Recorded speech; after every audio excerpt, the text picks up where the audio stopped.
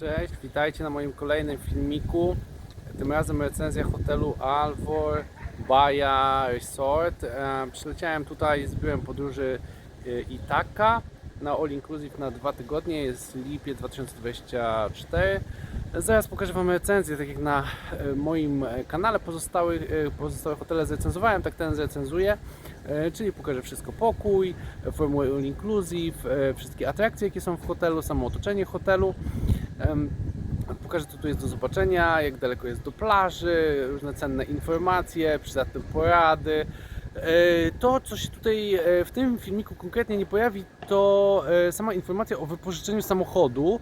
To jest w ogóle trudny temat i generalnie na to poświęciłem oddzielny filmik. Link będzie w komentarzu pierwszym, jaki tutaj się pojawi pod tym filmem. To będzie mój komentarz i on bezpośrednio przyniesie Was do filmu na temat wypożyczenia samochodu i też na końcu filmu będziecie mieli bezpośredni link już do filmiku. Też pokażę Wam wycieczkę, którą zaplanowaliśmy sobie. To będzie wycieczka do Sinty, do Lizbony i do Porto. Jak ją samemu zorganizować, ja ją troszeczkę tam Wam podpowiem. I jeżeli ktoś będzie zainteresowany, to może sobie zobaczyć, bo to taka ciekawa inspiracja. Jeżeli nie, to można wziąć z biura podróży z przewodnikiem. Także słuchajcie, to jest ten początek, więc ja nie wiem, co tam tak naprawdę wyjdzie, jak to zmontuję. No ale co, no jakby lecimy i zaraz pojawią się kolejne sceny, więc zapraszam Was do oglądania.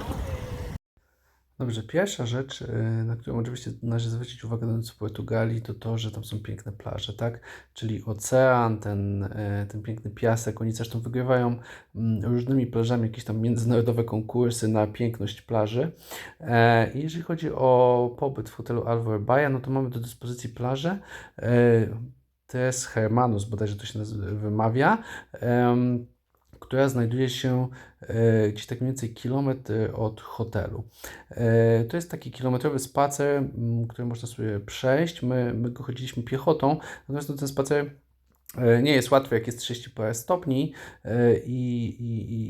no i słońce świeci, tam specjalnie cienia nie ma, ale za to no, jakby widoki są kapitalne. Zresztą wzdłuż całej tej plaży biegnie taka ścieżka spacerowa. Do wizyty na plaży jeszcze wrócę, a teraz słuchajcie, hotel. Ja tu na początku pokażę taką całą panoramę tego, jak ten hotel wygląda. Ten budynek jest jakby przez środek całej działki. Ten hotel ma 350 pokojów i chyba tam może z 1000 osób spać. I on tam ma te różne atrakcje po jednej stronie budynku, a po drugiej stronie budynku jest parking. Pokoje z widokiem właśnie na basen i na te atrakcje są troszeczkę droższe, a te, które są z widokiem na parter, są tańsze. Natomiast widzicie, ja to wkręcę z takiego wzniesienia, bo tam jest w ogóle taki wał wybudowany, znaczy nasypany i tak naprawdę z widoku z okna nie mamy budynków, które są i ulicy, która jest jakby przed tymi oknami, tylko ten wał, więc jakby to jest taki fajny, taki wał trawy. No i tutaj rozciąga się właśnie basen i te wszystkie atrakcje. Ja zaraz je opowiem, także na spokojnie.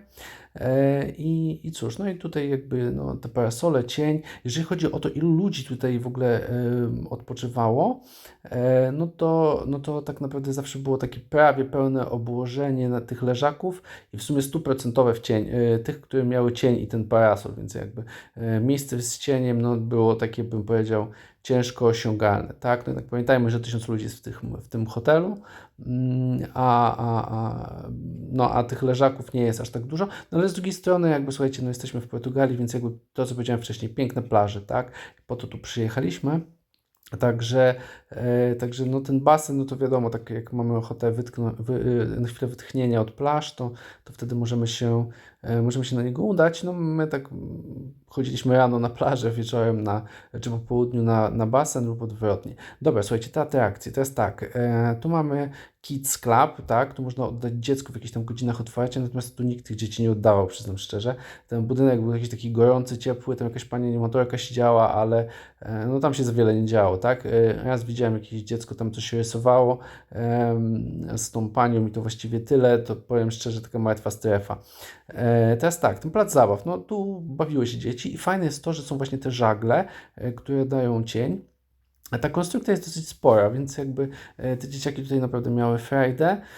No, moi synowie trochę się tu bawili, natomiast jakby no młodszy ma 7 lat, więc jakby on już tam powiedzmy jeszcze czasami na takich konstrukcjach się pobawi, a starszy ma 10, więc on tak bardziej przyjdzie dla towarzystwa, ale rzeczywiście dla młodszych dzieciaków to naprawdę było fajne. To mnie strasznie rozśmieszyło, bo to było boisko, tak? Czyli tutaj dzieciaki grały w piłkę, jest zresztą jakieś turnieje, nawet piłkarskie, animatorzy zwoływali powiedzmy. No, a tutaj słuchajcie, opinie o tym hotelu są takie, że woda jest zimna i jest chłodno. No, tu rzeczywiście wieje.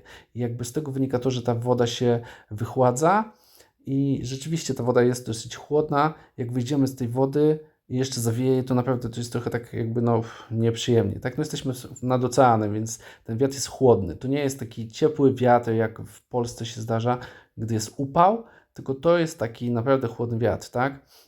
Także na basenie no, powstają od niego fale i ta woda naprawdę no, jest chłodnawa, tak? No, tak trzeba się trochę w niej ruszać, żeby w niej było komfortowo. Jak się stoi, to nie jest aż tak do końca przyjemnie. No daje to wytchnienie, ale z drugiej strony, no mój młodszy syn na przykład nie chciał chodzić do basenu. Mówił, że woda jest zimna i że on tam nie chce się bawić.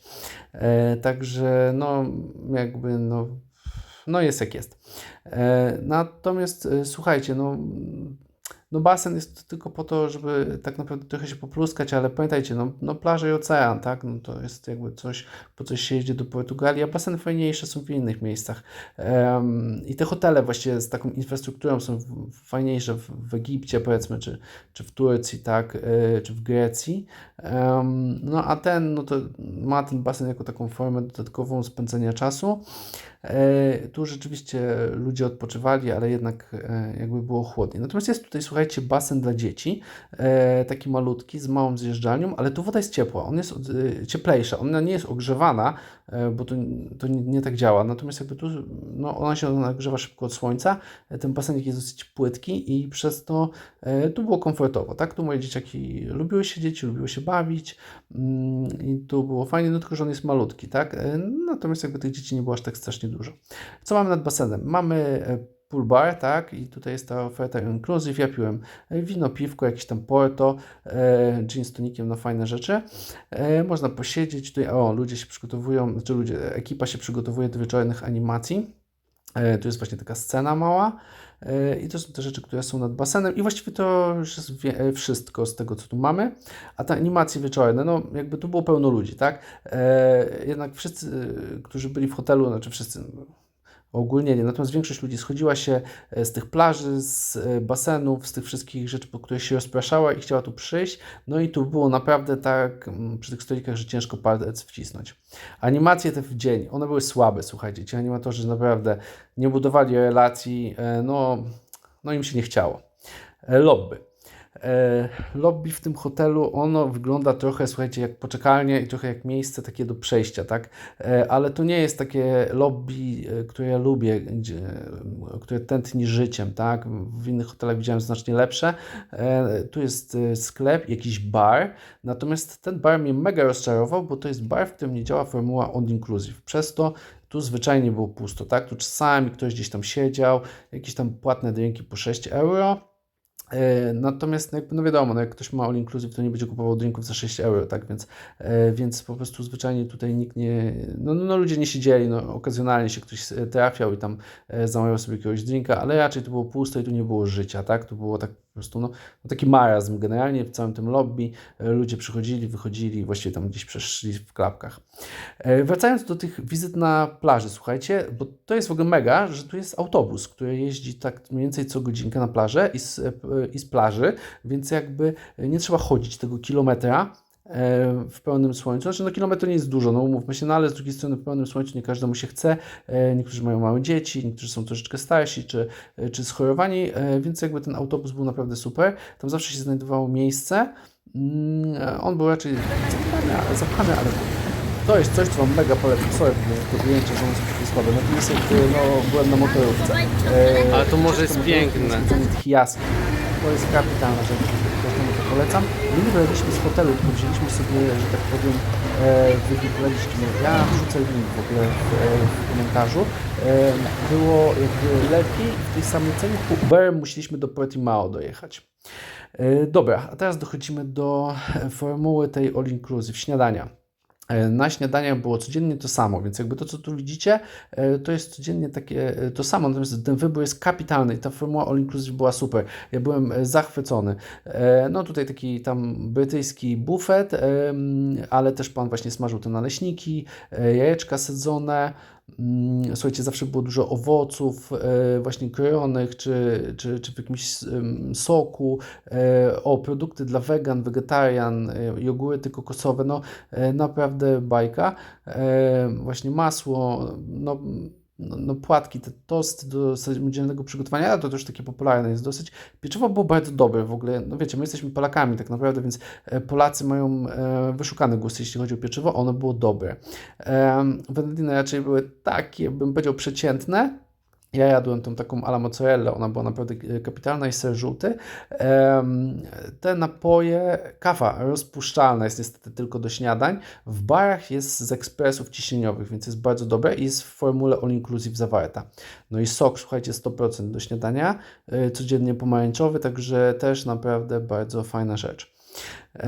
I myślę, że to już jeżeli chodzi o śniadanie, to wszystko. Drugie śniadanie, ono się zaczyna pół godziny po śniadaniu i tutaj to bym powiedział, że to jest raczej tak wszystko przyniesione ze śniadania, tak? Czyli to, co było na śniadaniu, to jest na drugim śniadaniu, więc tutaj bym się cudów nie spodziewał. No ale jest, jakby jeżeli ktoś ma dziecko, które lubi sobie dłużej pospać, no to na pewno sobie zje.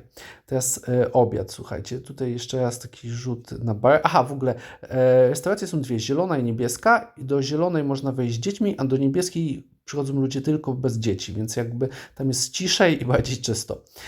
Desery, one na obiady było codziennie coś innego, natomiast jakby no tutaj desery i owoce były takie same. Gigantyczny wybór sałatek i surówek i warzyw, przepraszam. Pieczywo było też, bo to były zawsze jakieś tam zupki. Keps, kręcili kepsa, słuchajcie, codziennie był keps do obiadu. No i ryby, ich było naprawdę multum i zawsze jakieś tam 2-3 rodzaje. Do tego jakieś tam mięska, ryż, ziemniaki, makarony i to pan tam smażył na tej blasze, więc to nie było jakieś tam takie, że gdzieś czekało. No dobra, a tu przechodzimy do tego posiłku, do tego podwieczorka. I tu już było trochę co innego niż na obiedzie. Jakieś tam ciastka, ciasteczka, ciasto, hot dogi, no płatki też, ale owoce, sandwicze zrobione, więc to było naprawdę fajne i naprawdę smaczne. I lody. Lody też oczywiście w formule All Inclusive, takie kulkowe. No to jedzenie było naprawdę dobre i fajne było to, że oni to serwują w ogóle, że to człowiek sam tego nie robi. I teraz słuchajcie, kolacja to był po prostu majstersztyk, bo codziennie była inna, codziennie jakieś tam tematyczna, a to tradycyjna kuchnia Algarve, a to grille, a to coś tam innego. No naprawdę po prostu, no ja powiem szczerze, że zakładałem, że nie przytuję na tym urlopie, taki miałem plan, ale no niestety plan się nie powiódł i to naprawdę było świetne. W ogóle jakaś raz była kuchnia ta azjatycka, ale taka bym powiedział irańska, no naprawdę po prostu rewelacja, tak?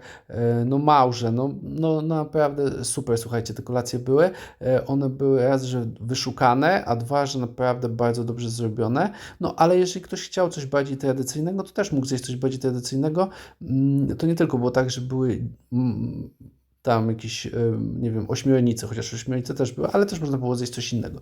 Czekoladowe fondue, no ciężko było nie przytyć, naprawdę ciężko. I to wszystko znikało i zaraz się pojawiało. W ogóle to nie było tak, że było pusto. Bar taki, który był w podziemiu i on tutaj serwował kawę z ekspresu, naprawdę fajna rzecz. Tu jeszcze raz Wam pokazuję ten pool bar. Właśnie drinki, no one były fajne w ogóle, bo one były bardzo dobre, tak? Jakby były smaczne. A te pokoje, słuchajcie, to w całym hotelu są apartamenty z 2 pomieszczeniami. Jeden to jest takie pomieszczenie, które jest takim, powiedzmy, aneksem kuchennym, jest mikrofalówka i lodówka. To jest fajne dla ludzi, którzy mają dzieci małe i tutaj można mieć jedną dostawkę, 0 dostawek albo 2 dostawki, w zależności na ile osób się potrzebuje, czyli pokój na 2, 3, 4, a obok jest sypialnia. A w ogóle od razu dla ludzi, którzy mają dzieci, 500 metrów od hotelu jest Intermarché, można iść na piechotkę, kupić sobie pieluchy, jakieś tam obiadki, słoiczki i tak dalej, więc to jest naprawdę ekstra. Dosłownie wystarczy po prostu wyjść z hotelu, skręcić w prawo 250 metrów, skręcić znowu w prawo i właściwie wychodzimy prosto na Intermarché. Także to było właśnie kapitalne. No, myślę, że w tym pokoju niczego nie brakowało. Właśnie no, była szafa, można było się spokojnie rozpakować, tak. Safe był dodatkowo płatny, ale właściwie no tak to było rewelacyjnie. Łóżka były naprawdę bardzo wygodne. Tu nie ma kołdry, tak? Ja lubię mieć kołdrę, ja się lubię do niej poprzytulać. Niestety nie było.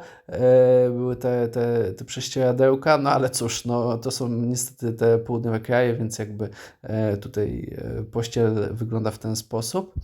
I balkon, słuchajcie, on był kapitalny, bo był bardzo duży, można było sobie posiedzieć. Aha, klimatyzacja, bo właśnie ona tutaj była podwieszona, natomiast jakby wewnątrz to była klimatyzacja, która była indywidualna na każdy pokój, więc jakby to, znaczy na apartament, ale na 2 pokoje naraz. Natomiast jakby to było super, tak? Ona naprawdę działało. Jak się tam ustawiło 23, to się robiło 23.